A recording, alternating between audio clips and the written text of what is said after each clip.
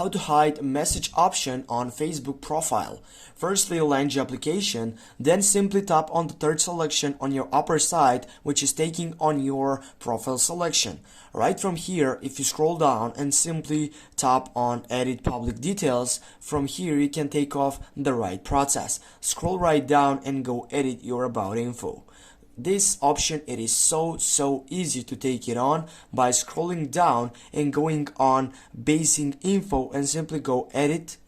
And right from here, what is the most important thing? As you know, now here it is selected this year, which needs to be below 18 and under 13. Firstly, for example, if you take off a year, which from here you can choose it. I need, as you can see on this description says, you can choose from one of the birthdays that you previously listed on your profile or timeline.